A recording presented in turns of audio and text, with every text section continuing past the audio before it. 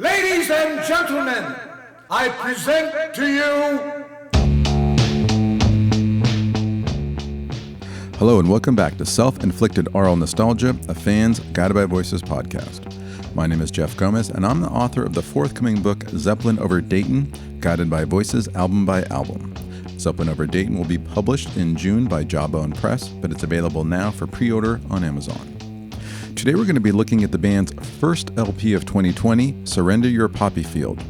You can also go to the podcast website, everygbvlp.com, to listen to episodes covering every GBV studio album, special bonus episodes, and the 27-track Guided by Voices tribute record called How Do You Spell GBV? Now let's get to the show.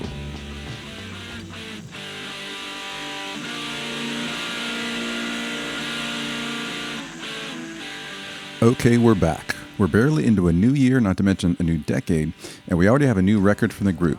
Surrender Your Poppy Field follows closely on last October's Sweating the Plague. Poppy Field will be the first of at least 2 records arriving in 2020. The band's already promised an album later this year entitled Mirrored Aztec that will probably be accompanied by a few singles, which means some new B-sides, and who knows, there might even be other surprises by GBV or some other Pollard project. GBV have also announced more tour dates, with at least one festival appearance in addition to shows up and down the East and West Coast, so it's shaping up to be another eventful year for the band and for us fans. In terms of Poppy Field, it's kind of a strange record. To me, it sounds like an amalgam of all the LPs the band released in 2019. In fact, if I were to make a mixed CD of favorite tracks from that trio, it'd sound a lot like Poppy Field. Because a few songs on the new record are long and polished, like Zeppelin over China, a few are short and really lo-fi and poppy, like Warp and Woof, and a few are proggy with lots of changes and different sounds stuffed into one tune, bringing to mind Sweating the Plague. And if that sounds like it'd be a schizophrenic listening experience, it sort of is. For me, Poppy Field doesn't hang together the way a good album should. A few individual songs are great, Volcano is an absolute blast, and there are some really effective touches throughout the album, but for the most part the LP just feels like a hodgepodge. A few tracks even slip back into the unfocused lo-fi territory of Please Be Honest, which, for this lineup, feels like a step backwards. Bob and this band are so powerful, having proved over the past couple of years that they really are the best GBV lineup ever. So it's a tad deflating to hear them start to give us really tinny production and songs that go nowhere or half-baked like this LP's Cat Beats a Drum. So for me, after 2018's classic Space Gun and 2019's amazing run of LPs, Poppy Field feels a little bit like a holding pattern. It's by no means a bad record, but it doesn't hit the heights of some of GBV's recent releases, and that sort of makes sense. Because I think that Bob and the band are at a crossroads. It's not unlike what GBV faced after B-1000. Back then, as Pollard put it, I was wondering what to do next, what direction we should take it. Pollard's in much the same position now, whether he realizes it or not.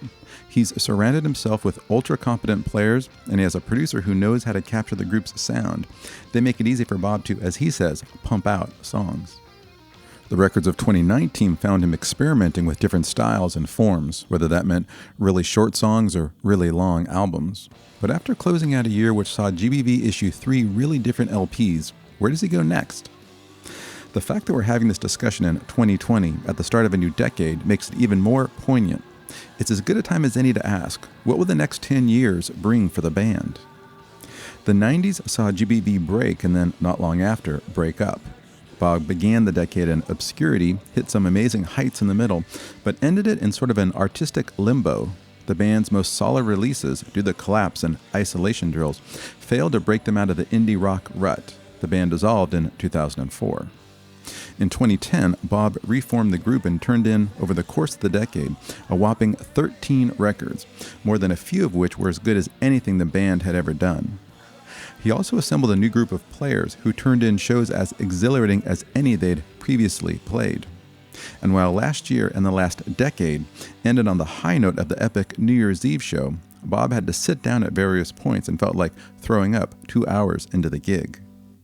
And I can't help but notice that all the dates for the upcoming tour are in 2-day chunks, a Friday and Saturday. Whether this means Bob and the boys just prefer playing on the weekend, or whether it's a sign of Pollard's health and stamina and that he can't do more than 2 shows in a row, I don't know.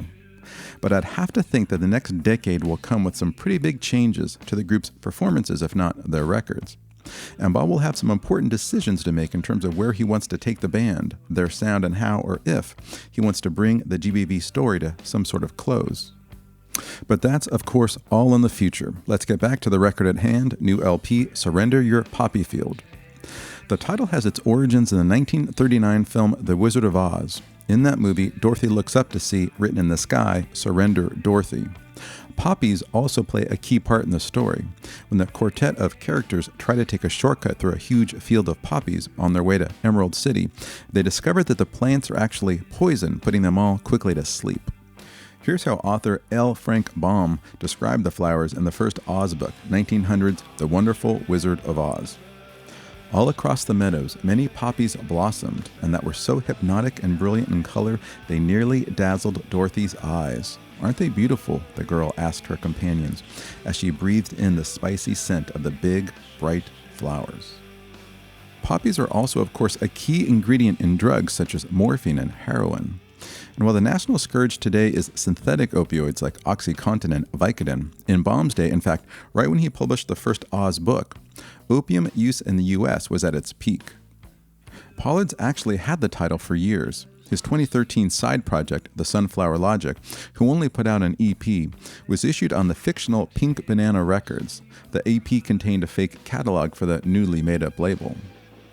As Pollard told a Rolling Stone writer shortly after the 2019 New Year's Eve show, in the catalog there are 50 or 60 fake band names with titles for 45s, EPs, albums, and compilations, and one of the songs was Surrender Your Poppy Field. It stuck, and I decided to give it a real home on a Guided by Voices album. The cover is a detail from a Pollard collage entitled It's No Secret. It was featured in Eat Number 15. The original is actually a vertical rectangle, and the cover of the LP is the bottom portion of the piece. The top features another element which is cut off from the square shape of the sleeve. The collage's gold paint and the font of the LP match the cover of the That's Good single from 2018. The back cover is also taken from Eat 15. It's a collage called The Message. On the album, the green circle in front of the girl's face is covered by the rune, GBV's logo, whereas in the original collage, it's blank. An interesting thing to note about the vinyl edition is that there's a number in the upper right corner of the front cover. It's the album's release date of 02/20/2020, meaning February 20th of this year. The way it's sort of crooked on the sleeve and the typeface makes me think it's supposed to be reminiscent of the White Album. The initial runs of the 1968 self-titled Beatles record were stamped with individual serial numbers, with the first editions having 7-digit numbers. Around the time of the 1970 and 1971 represses, the serial numbers were just 6 digits, and from 1972 onwards, the sleeves were just plain white with no numbers at all. It's a fun thing to add to the vinyl edition. It also calls back to GBV's very first LP, Devil Between My Toes, which also held a date in February on the cover. In that case, it was 2/15/87. Another fun thing about Poppy Field, which makes it different from the past 2 GBV LPs, is that there's once again a lyric sheet. Now, as I mentioned before, this record, unlike other recent GBV albums, doesn't have a cohesive sound. However, one thing that's remained from the previous LP, Sweating the Plague, is that a number of tracks retain a distinct prog feel, Pollard squeezing into standard pop song length 3 or 4 or 5 different parts and tempos. Prog is of course one of the 4 P's that Bob's long cited as being the ingredients to his music, the others being pop, punk, and psych. And prog's pretty interesting since of the 4, it's kind of the odd man out. It doesn't have the cool cachet of punk, the popularity of pop, or the stoner chic factor of psych. In fact, Vanity Fair once described prog as the single most deplored genre of post-war pop music. And yet Bob's never shied away from it as an influence, once telling an interviewer, "Genesis with Peter Gabriel might be my biggest influence."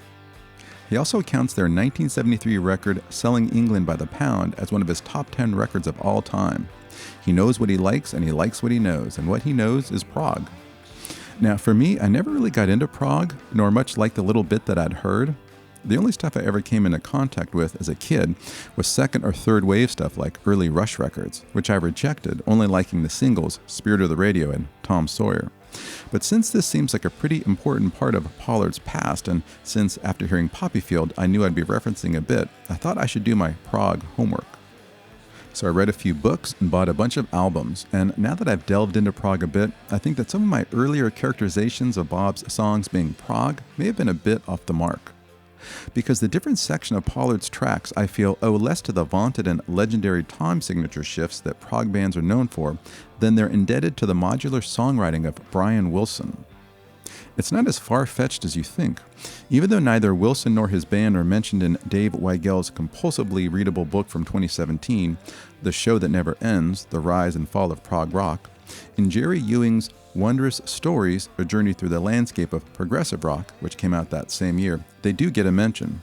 Ewing counts Pet Sounds, along with Sgt. Pepper's and Freak Out by Frank Zappa's band, The Mothers of Invention, as being signposts, pointing the direction in which budding and exploratory musicians could travel. I think that makes sense, as does the case for Wilson's influence on the genre, because a track like the 4-minute Good Vibrations, the first thing the band worked on and released after Pet Sounds, goes through just as many sections as the nearly 24-minute Pink Floyd epic Atom Heart Mother. In fact, I think the Beach Boys track, in its own subversive way, is the more revolutionary of the two tunes. This happened because Beach Boy mastermind Brian Wilson, as he followed up Pet Sounds, began recording in a whole new way. As Dave Simons wrote on the BMI website, rather than cutting backing tracks live from start to finish, as had been his usual custom, Wilson had begun recording song ideas in short bursts, or feels as he sometimes called them, subsequently stitching together the various parts to form a seamless whole. Wilson described these creations as pocket symphonies. Marshall Heiser, in a paper entitled Smile, Brian Wilson's Musical Mosaic, compared this approach to how directors make movies. He writes, Wilson approached each fragment somewhat as an end in itself, rather than as a mere musical function. In this way, any number of larger structures and divergent moods could be produced at a later time through a process of combining and recombining the modules in a variety of linear sequences. Let's hear what I'm talking about. This is a bit from one of my favorite Beach Boys tracks, Heroes and Villains. This is from about a minute in. Give a listen.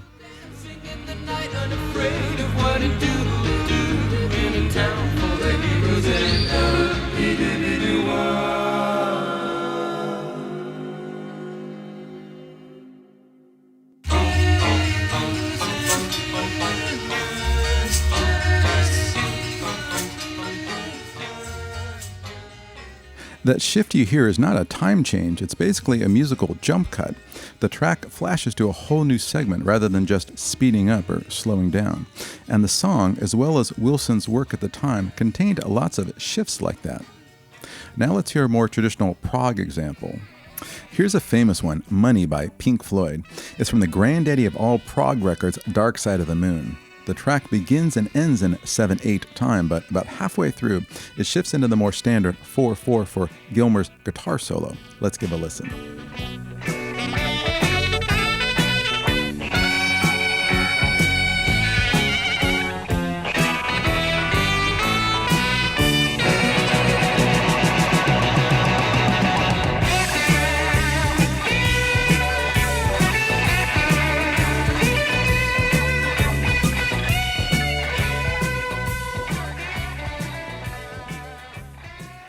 So that's a tempo switch. The time signature is changing, but it's the same song. It's just sort of shifting gears. Now let's hear something by GBV from the new record. This is a bit from one of my favorite tracks on the album, Cul-de-sac Kids. Listen to this change.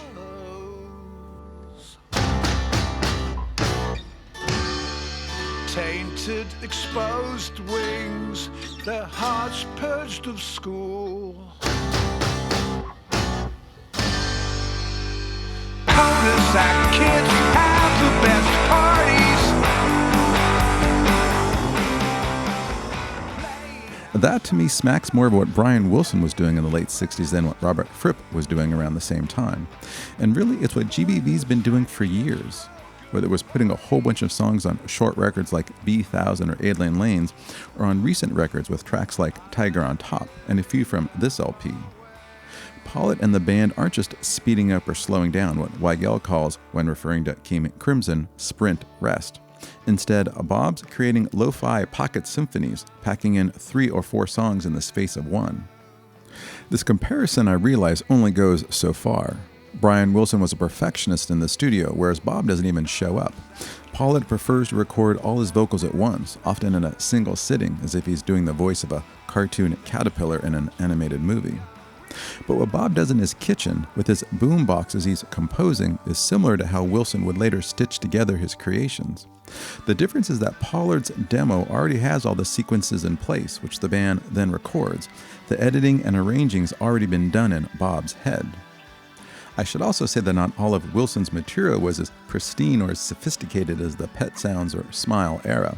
The Beach Boys record Love You from '77 has some pretty oddball songs and sounds. Some of those tracks wouldn't be out of place on any GBV album. Getting back to prog, I think its main influence on Bob and GBV is perhaps more spiritual than musical. As the guitarist for Genesis Steve Hackett put it, prog always has the element of surprise on its side. Like a film for the ear, you never know what scene is going to unfold next. I think that description could fit the best of GBV's albums, because they're not just made up of songs, they're made up of different sounds and textures, and nothing's off limits. Longtime Pollard collaborator Todd Tobias, in his book See You Inside, even touched on the same music as movie metaphor as Hackett when describing Circus Devils records, writing, "The song is the scene and the album is the movie." So it's really the vastness that prog promises, the unpredictability that Pollard often employs in his music. His tunes may be short, but the ambiguous nature of their construction calls back to the genre. A subtler prog influence comes in the writing and is something that's shown up in the last couple of years. If you think of tracks like Substitute 11, Hudson Rake, or Year of the Hard Hitter from this record, they each employ a sort of theatrical aspect or technique in their construction. Bob's framing these songs, or parts of these songs anyways, as movie or plays, and the various lines he sings come from different characters in the track. The big difference between Pollard and his heroes is that he sings all this in the same voice. Contrast this with something like The Battle of Epping Forest from the Genesis record I just mentioned. In that song, Peter Gabriel employs a number of different accents and vocal mannerisms to give voice to the various people portrayed in the track. Bob doesn't quite commit at that level, preferring to draw his characters solely on the page. Another thing that Bob took from prog was the idea of the band being bigger than its members. A lot of those groups saw important personnel shifts from record to record. For example, Genesis perennially shed players, going from a quintet down to a trio, something they even poked fun at with their album from 1978, which was called And Then There Were Three. It didn't stop them from being successful. In fact, the fewer members they had, the more popular they became. Bands like Yes and the Soft Machine similarly lost and gained important members. In prog, forefathers King Crimson never had a stable lineup. Pretty much every album was recorded by a different group. Sole constant member and band mastermind Robert Fripp went so far as to say King Crimson is merely a way of doing things. The same could be said of GBV. All of that being said, I still stand behind my criticism of the tracks from Sweating the Plague. If you go through too many changes in one song, you get lost. To continue with the movie metaphor, if a film has so many flashbacks, flash forwards, and different digressions, you're never going to get a chance to connect to the story that's being told. When it's done right, musically speaking, all the pieces fit together like the second side of Abbey Road. When it's done wrong, it just feels like a whole lot of setups with no punchlines. On Surrender Your Poppy Field, for me, the multi-part songs land, and I think they're really effective. In fact, let's kick off talking about the album track by track by hearing the first one. Leading off the LP is Year of the Hard Hitter. It's the album's longest song, clocking in at a few seconds past the 4-minute mark. 2018's Space Gun opened with a similarly lengthy track, which was also the sole long song on the album. However, whereas Space Gun the song mined more or less the same musical territory for each of its 4 minutes, Year of the Hard Hitter goes through almost half a dozen distinct and different parts, making it the best example of the modular songwriting approach I described earlier. Let's listen to about the first minute. In just under 60 seconds, you'll hear 4 different segments ranging from about 10 to 20 seconds long. When I came back with you, yeah, I know you didn't like me having fun. Try to ruin a perfect night with a fight. Then when she came through the smoke, you said she'd look cold in any light.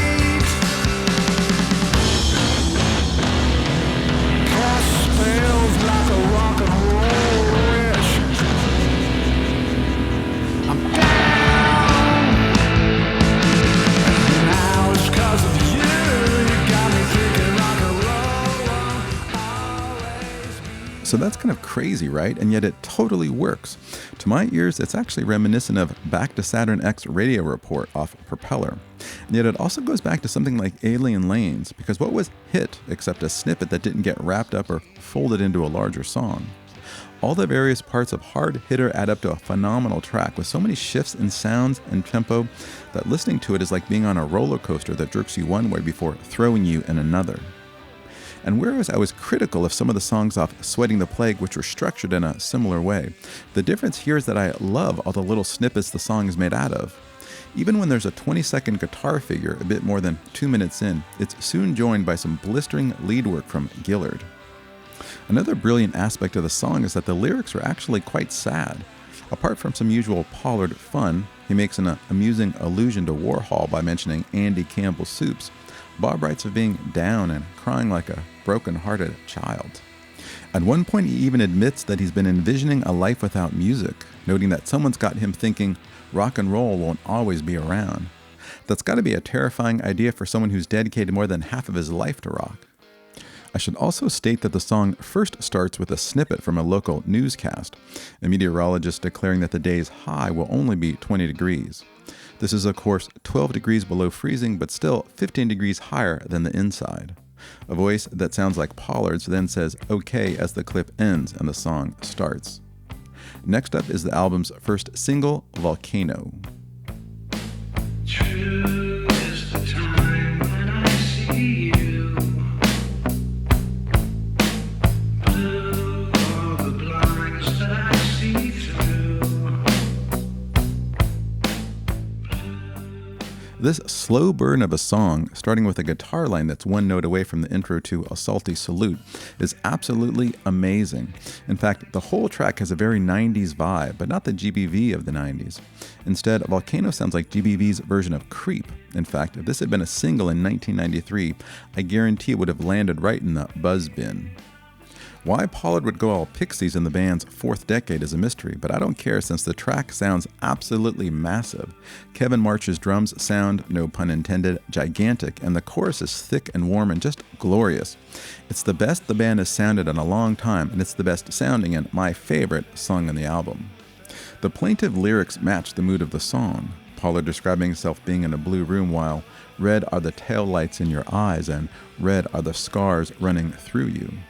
The volcano of the song's title is obliquely referenced in the last line of the chorus, Pollard writing about ashes being returned. An interesting thing to note about the Volcano single was the B-side. It's a short track called Sun Goes Down, and I just have to play a portion of it. As soon as the sun goes down, I will call.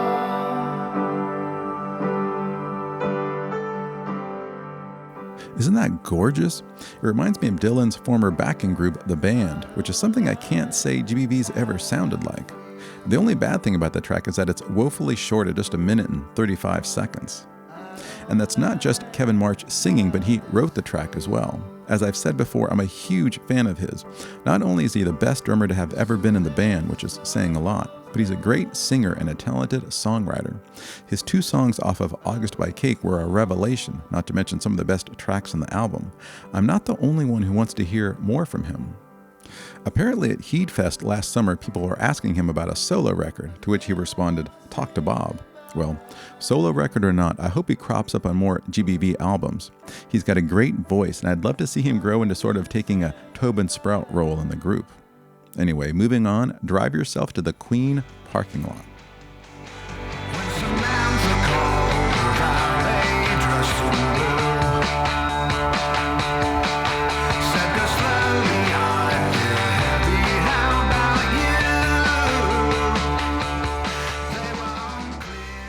This brief lo-fi track, it's a second shy of 1.5 minutes, takes us right back to warp and woof territory. In fact, these first 3 tracks highlight the variety found on the LP and also, to a lesser extent, highlight the problem with the album. A whole LP of tracks like Queen Parking Lot, which is basically what Warp and Woof was, can be a success as that record showed. But combining these short and scrappy tracks with more accomplished ones like Volcano makes for sort of a jarring experience. That's not to say that the song is bad, it's not. It actually has a fun and jaunty, cohesive Scoops vibe.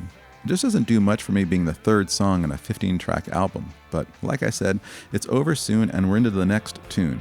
Arthur Has Business Elsewhere.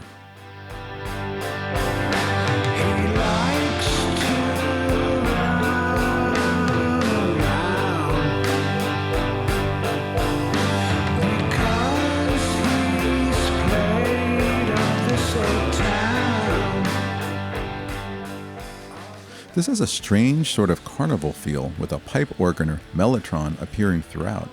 The verses are short and the chorus consists of nothing but Paula repeating the song's title.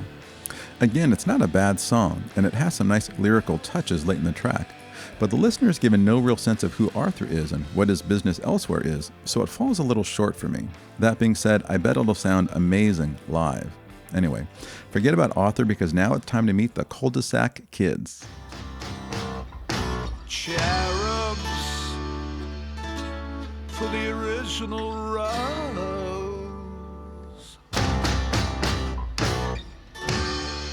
tainted, exposed wings. That ponderous opening section finds Bob writing about cherubs whose hearts have been purged of school.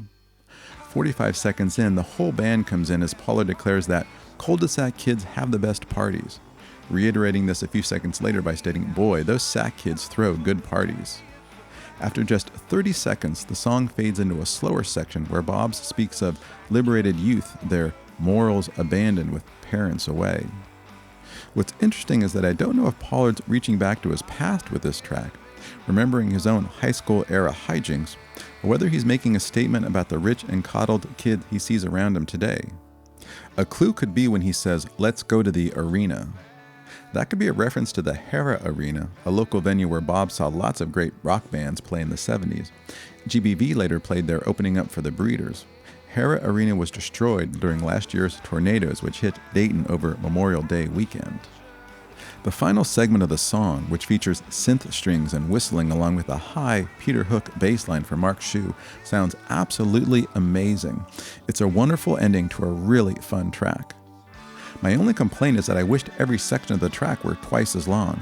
Bob says he loves prog, but he never stretches out his own songs. Because while Bob and the boys pack a whole lot to listen to in under 2 minutes and 40 seconds, overall it feels rushed, as if those spoiled cul-de-sac kids were kicking us out just as the party was getting started. And lest you think that cul-de-sacs, those suburb staples, have never been mentioned in a song before, Van Morrison had a track called Cul-de-sac on his 1974 album Veed Fleece. And Genesis, who we talked about earlier, had a song called that 6 years later on their Duke LP.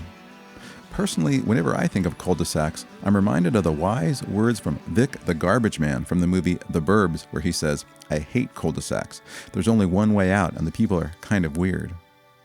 As Nathan Rabin wrote on the Rotten Tomatoes website about The Burbs, the film takes place entirely on one block in one cul-de-sac, but as the giant fade-in and fade-out from space that begin and end the film suggests, it's really about our culture, our society, and ultimately our imperfect and all too human world. The spoiled cul-de-sac kids that Bob's describing wreak havoc in more than just their cloistered neighborhoods, and we all have to suffer the consequences. That being said, they do throw great parties. Side 1 starts to wind down with Cat Beats a Drum. The challenge is to feel, a challenge to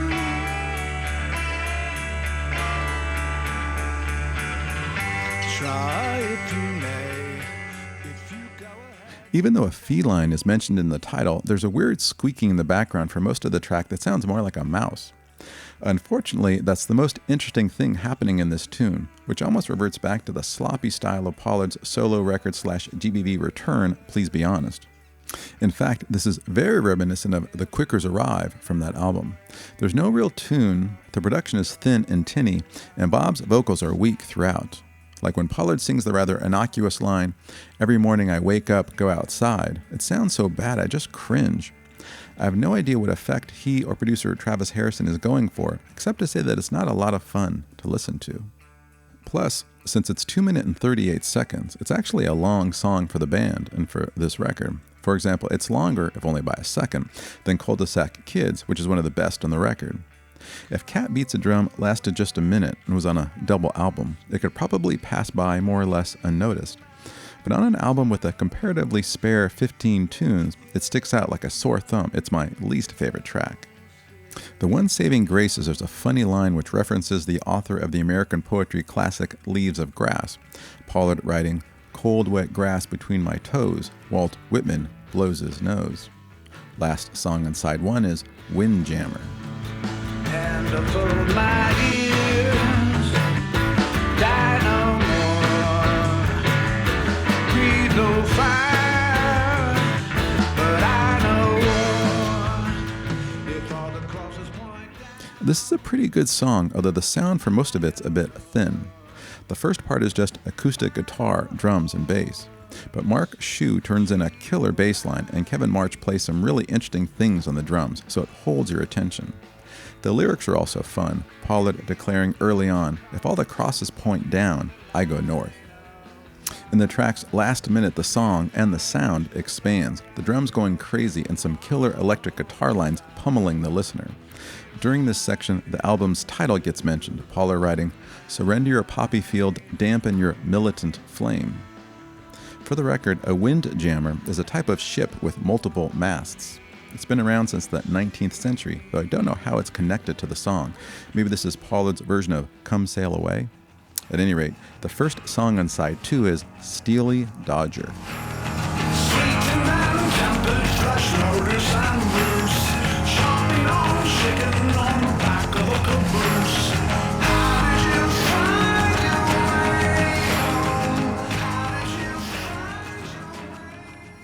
This is another track that sounds really tinny and thin. It makes me yearn for the sonic wallop of side 1's Volcano. The vocals are also a mixed bag. When Bob initially sings, "How did you find your way home?" he sounds great. But later on when he asks, "How did you end your arrangement? How did you break the engagement?" it sounds pretty bad. There's also a weird bit about 2 minutes in when Pollard says, "I will be a good boy." As a title, Steely Dodger reminds me an awful lot of Steely Dan, a band that GBV, with its cavalier attitude toward fidelity and arrangements, is pretty much the polar opposite of. In fact, I think Bob's spent less time recording entire albums than Steely Dan spent on the guitar solo alone for Peg. And of course, Steely Dan took their name from the William S. Burroughs novel Naked Lunch. The lyrics were also pretty bizarre, sounding a bit like Burroughs' own cut-up method, which David Bowie at one time used. Pollard also mentions someone named R. Thumb. That makes me think of the cartoonist R. Crumb, who I referenced in the last episode, since the comic that came with Sweating the Plague reminded me of Crumb's style. Second track on side 2 is Stone Cold Moron.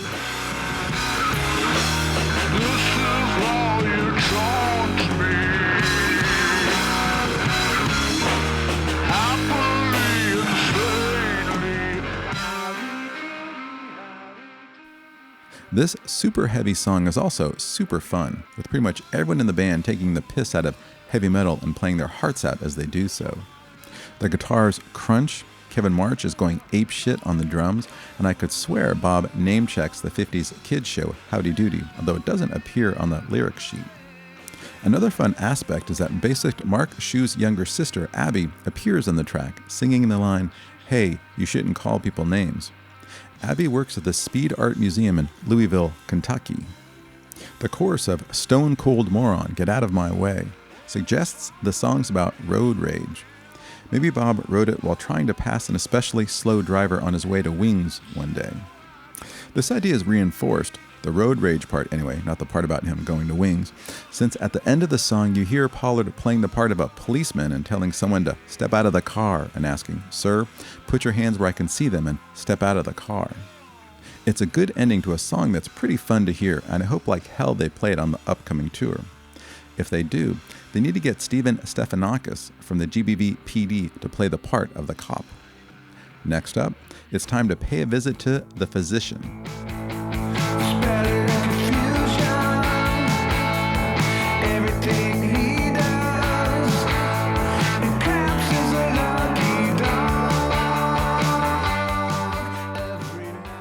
This is the album's second longest song, clocking in at 3 minutes and 38 seconds. And like tracks Year of the Hard Hitter and Cul-de-sac Kids, Physician has some time shifts and parts that are different and distinct from just the usual move of verse to chorus.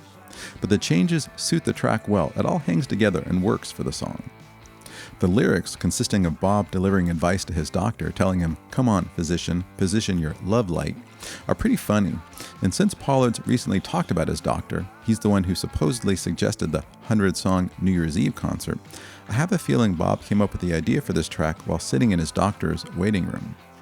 The line, "I was up all night with a man called Physician," prefigures the next song, "Man Called Blunder." Of course, that is itself a callback to the opening track on Under the Bushes, Under the Stars, Man Called Aerodynamics. Speaking of, it's time to meet the Man Called Blunder.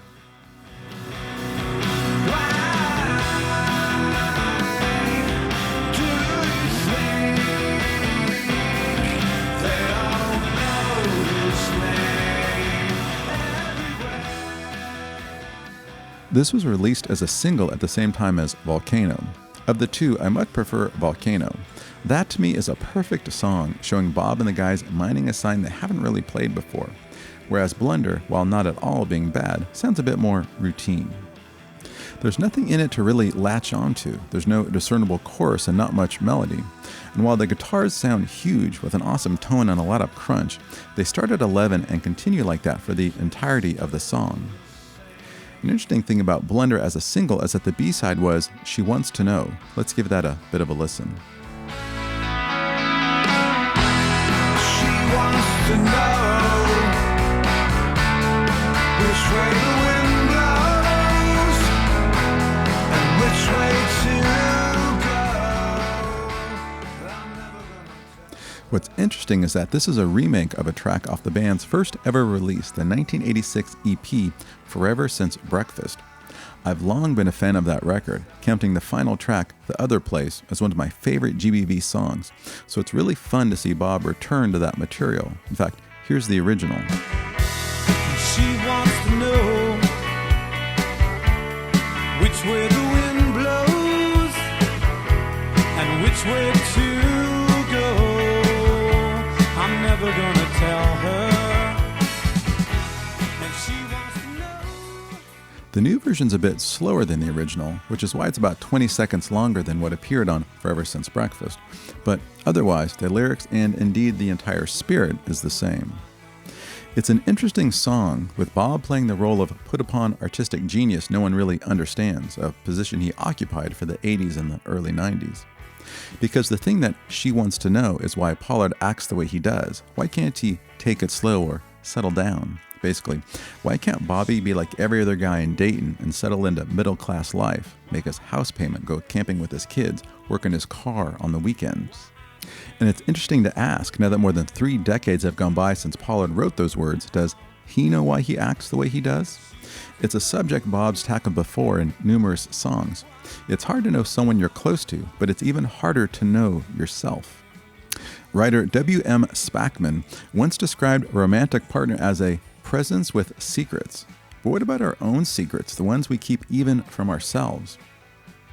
In the track, Bob also declares that he's never going to burn out, and in an industry where a whole lot of participants lose themselves to drink and drugs, Pollard's indeed never flamed out or become a rock and roll casualty.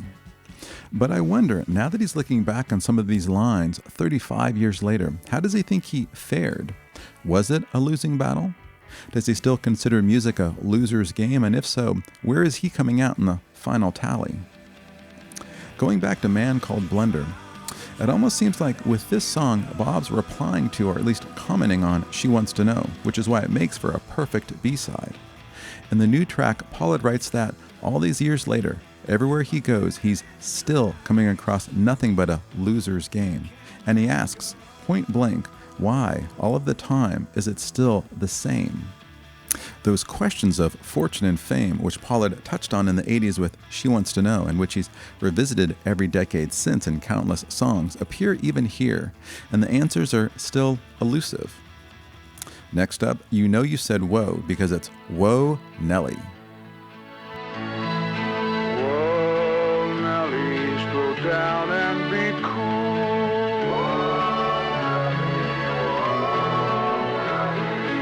Whoa, Nelly, don't drink like a This is the album's shortest track at 1 minute and 1 second. It's also another track that I have to think is based around Bob's original home demo. This time, however, it works. It's really fun and striking, sounding like an old gramophone playing in a lonely room in 1933. Whenever I hear this, the color drains out of the world, and all I can think about are old black and white newsreels where people walk in herky-jerky rhythm and the negative is scratched and dusty. The guys in the band also provide fun background vocals, and there's a really effective synth string part by Doug Gillard that acts as a perfect accompaniment. It's a nice little gem. The LP begins to wind down with Andre the Hawk. Andre the Hawk went for a walk.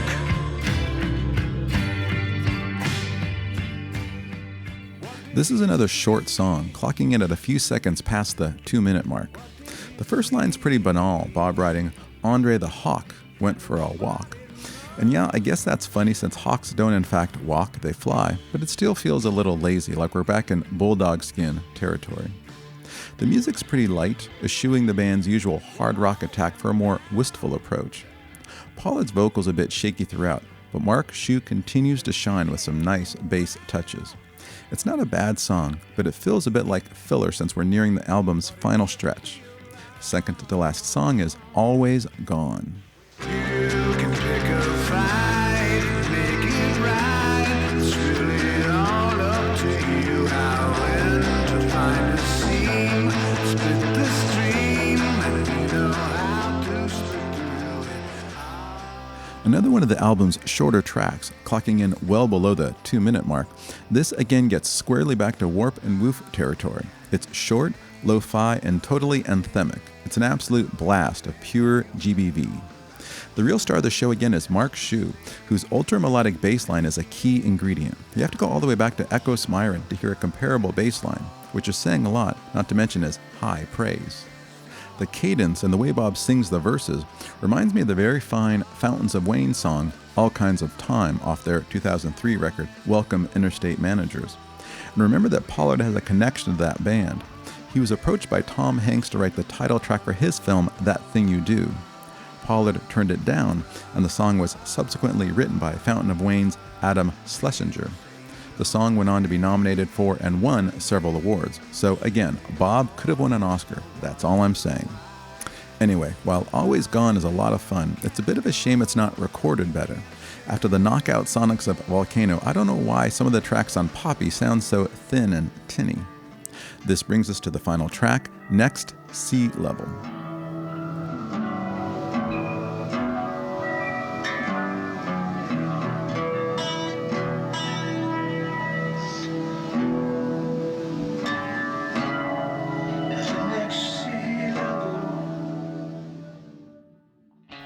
The opening here is very murky and lo-fi, and I'm willing to bet that, similar to portions of My Wrestling Days Are Over from 2019's Sweating the Plague, what we're hearing is Pollard's original demo.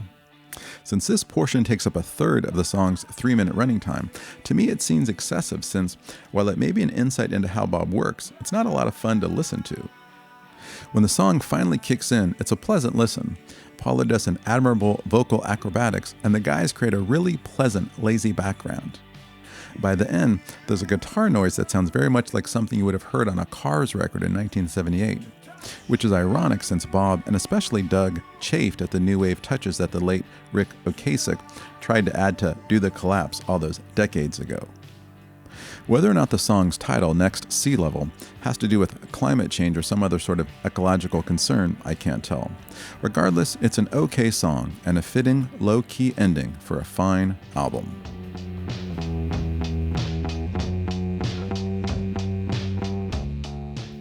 Okay, that's it for the show. Go to every GBV LP to listen to past episodes of this podcast. Go to rockathonrecords.com to buy Surrender Your Poppy Field on vinyl or CD. And be sure to pre-order Zeppelin over Dayton, Guided by Voices, album by album, wherever books are sold. Thanks for listening. I'll be back later in the year when GBV releases their second LP of 2020, Mirrored Aztec. Until then, God bless the Monument Club.